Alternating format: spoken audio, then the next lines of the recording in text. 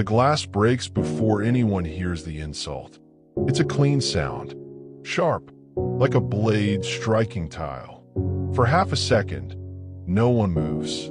The restaurant hangs in suspension. Music cut off mid-note, forks paused halfway to mouths, breath caught in chests that don't know yet whether to release or brace. Then the laugh comes. Low, controlled, amused. It belongs to the man in the corner booth. He doesn't flinch, doesn't look at the floor. His eyes stay on the woman standing in front of him, the one holding the tray, the one who hasn't moved since the sound. She's already speaking. I'm sorry. 2 words. Even. Soft. Audible but not begging. The man finally looks down, as if noticing the shattered glass for the first time. Whiskey spreads across the table edge, dripping slowly onto the floor. Ice cubes melt where they land. He sighs. You people never learn, he says, almost conversationally. The woman doesn't reply. She lowers the tray onto the nearby counter, places it flat. No rate, no hitty. Around them, men shift in their seats. The booth is crowded, 4 men surrounding the one who spoke. They're dressed like him. Too clean, too expensive. The kind of men who don't check prices and don't apologize. One of them smirks. Hey, he says to her, watch your hands next time. The man in charge raises a finger. The smirk vanishes instantly. He reaches down, pinches a shard of glass between thumb and forefinger, lifts it, turns it so the light catches the edge. This was imported, he says. Hand blown. He looks up at her now. You know how much this costs? She meets his eyes. They're unremarkable, brown, calm, focused but not intense. There's no challenge in them, no visible fear either. No, she says. I don't. That earns a small reaction, a pause. People like him expect guessing, scrambling, over-explaining. He leans back. That figures. He sets the glass shard down, slowly, deliberately. Then he gestures to the floor. Clean it up. The manager starts forward, stops. His mouth opens, closes. His hands hover uselessly at his sides. The woman doesn't look at him. She nods once. Yes. She kneels. The movement is smooth, controlled. Her skirt folds neatly beneath her knees. She places one hand on the floor for balance, the other reaching toward the scattered glass. Someone inhales sharply when her bare fingers close around the first shard. Blood beads instantly. The man watches closely now. His interest has sharpened. This is the part he enjoys, the quiet humiliation, the lesson taught without shouting. Careful, he says. You don't want to hurt yourself. I won't, she replies. She keeps collecting the glass. One piece, then another. Blood runs freely now, dripping from her palm onto the tile. She doesn't react, doesn't rush. One of the men at the booth chuckles. It's a nervous sound, eager to please. The boss doesn't smile. Do you know who I am? He asks. She doesn't look up. No, she says. That lands wrong. He straightens slightly. You should. She finishes collecting the glass. Every shard, even the smallest splinters. She stands, closes her fist around them, and walks to the trash bin behind the bar. She drops them in. The sound is dull, final. Then she wipes her hand with a napkin. Once, neatly, folds it, places it on the counter. The napkin blooms red. She turns back to him. I'm sorry, she says again. The room feels smaller now, tighter. The man's smile returns, but it's thinner. Give me another drink, he says. And this time, don't screw it up. She inclines her head. Yes. She turns away. That should be the end of it. In places like this, it usually is. An insult delivered, a boundary crossed, a quiet promise of something worse later. But nothing explodes. Not yet. She moves through the restaurant as if nothing happened. Orders taken, plates delivered. Her hand is wrapped now, cleanly bandaged. No one remembers seeing when that happened. At the booth, the men grow louder. Stories get uglier. Laughter spills over the edges. Confidence swells when consequences don't arrive on schedule. The boss tells a story about a man who begged. She passes by with a tray. The boss reaches out and hooks a finger into the strap of her apron. Hey, he says, I wasn't done with you. She stops, looks down at his hand, then gently lifts it, places it back on the table. You are now, she says. The booth goes silent. You don't talk to me like that, he says quietly. She meets his eyes. I didn't, she replies. I stated a fact. Something flickers behind his gaze. Not rage. Calculation. Before he can respond, a phone buzzes.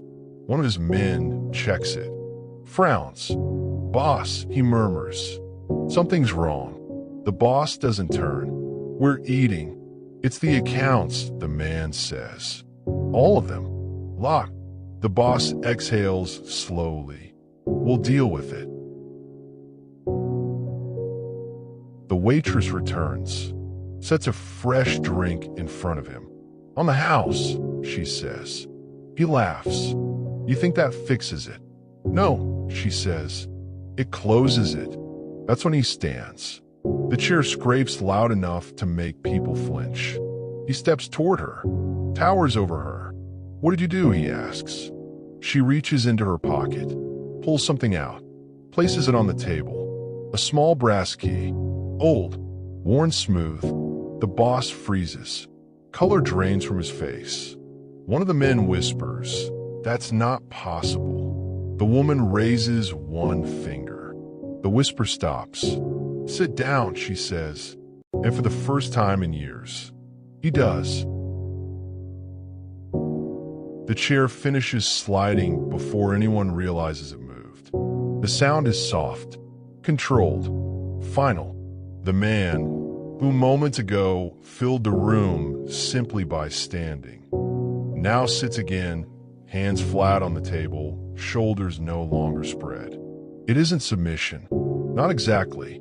It's recognition. The restaurant doesn't understand what just happened, but it feels it. Conversations don't resume. Forks don't lift. No one breathes too loudly. The woman remains standing. She does not smile. She does not threaten. She doesn't even look at the men around the table. Her attention stays on the man in the booth. "Finish your drink," she says. It's not a suggestion. The man stares at the glass in front of him. The ice is barely melted. The amber liquid is perfectly still. One of his men shifts in his seat.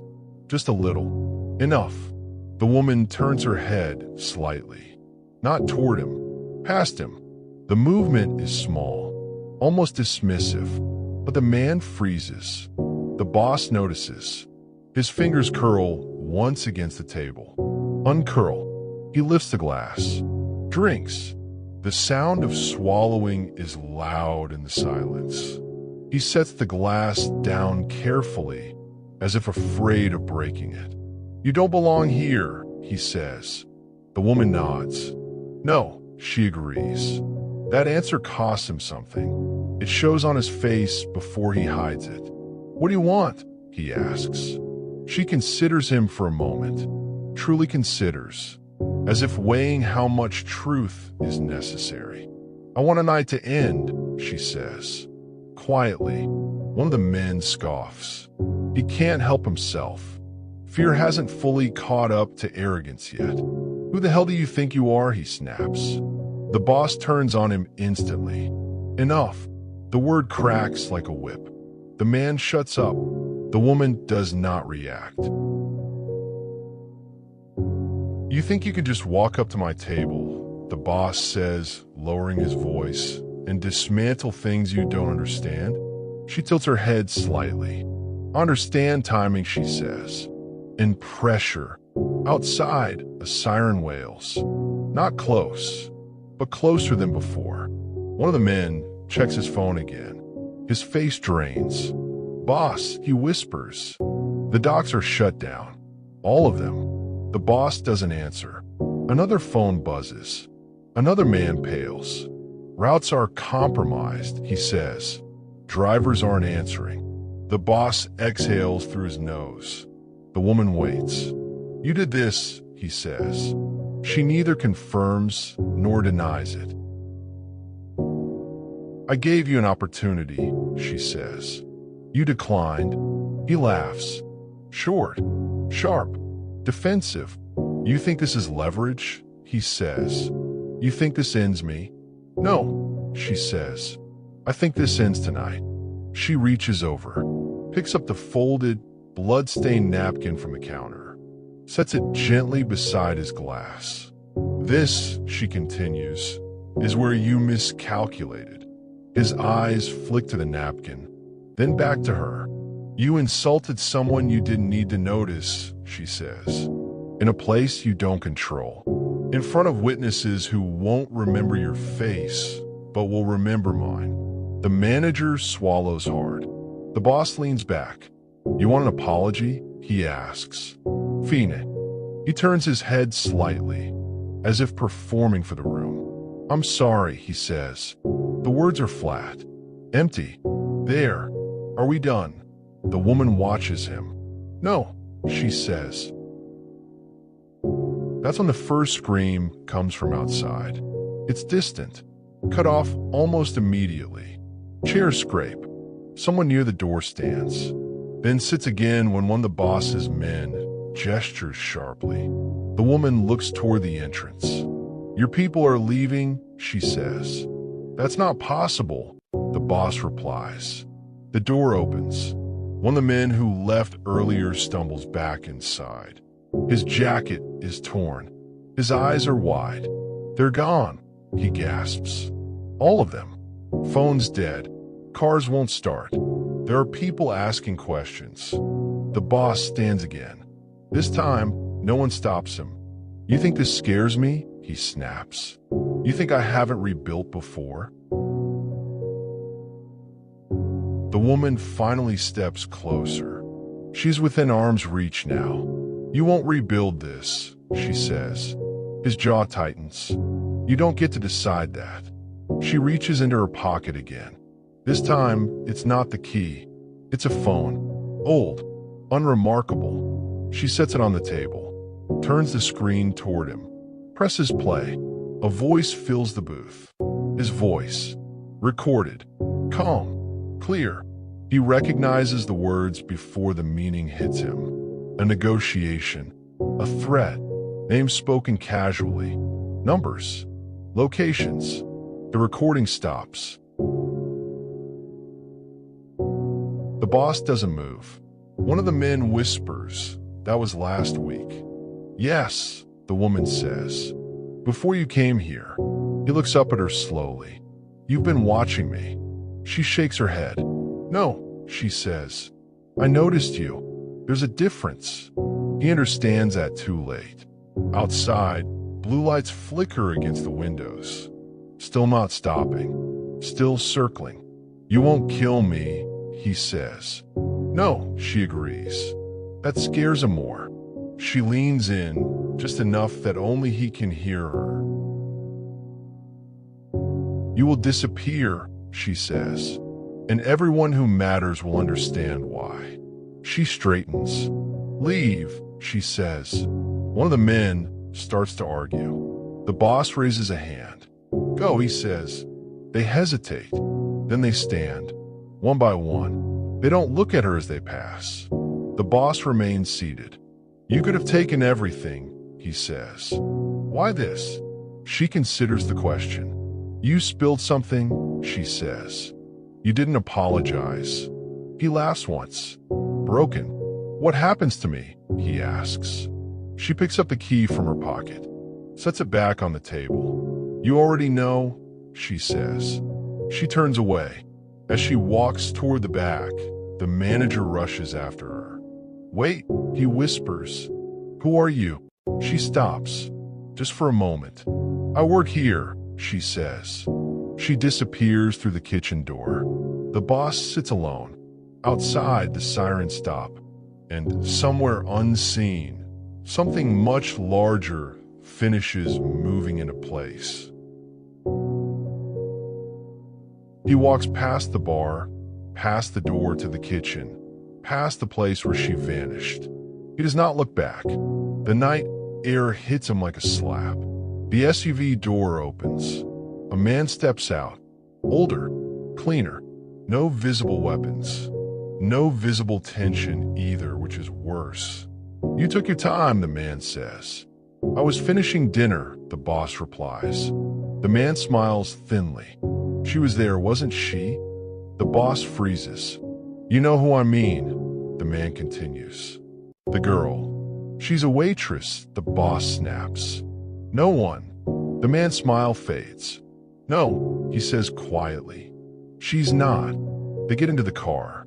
As it pulls away, the restaurant lights flicker once more, then stabilize. Inside the kitchen, the woman washes her hands. Slowly, thoroughly. The blood is gone. The cut has vanished. There's no scar, no mark, nothing to suggest it ever happened. She dries her hands, folds the towel, places it back exactly where it belongs. A cook watches her from across the room. He's young, nervous. He's been pretending not to notice her all night. You okay? He asks. She nods. Yes. You heading out? He asks. She glances at the clock. In a minute. He hesitates. Listen, he says. About earlier. That guy. It's finished, she says. He opens his mouth, closes it. She takes off her apron, hangs it on the hook, smooths the fabric once. Then she leaves through the back door. She doesn't go home. She walks 3 blocks east, 2 north, then cuts through an alley that smells like rain and old oil. She stops at a door that doesn't have a sign. She knocks once,